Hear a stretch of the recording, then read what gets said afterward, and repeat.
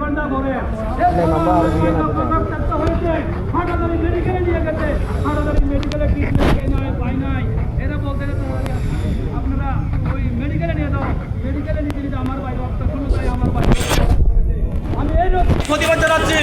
আমি হাটাদারিতে শান্তির জনপদ ছিল, শান্তির নিবেশ ছিল, আজকে কেন এই বেঞ্চিনের সন্ত্রাসী আস্তানা গেড়েছে? এই আস্তানা মূলত পালন করার জন্য আমি বারবার প্রশাসনকে অনুরোধ করেছি, কিন্তু তাদের ধন্যবাদ হয় নাই।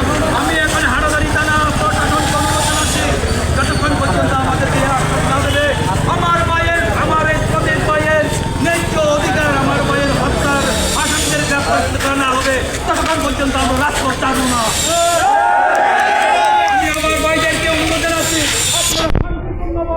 রাজপথে অবস্থান করুন, কখনো কারোর বিবাদে লিপ্ত হবেন না। আমি যতক্ষণ আছি জানি না কাকে মারে দিচ্ছে এখানে। আমি তো গাড়ি রেখে নামে দেখতেছি যে গাড়ি যাচ্ছে আটকে গেছে।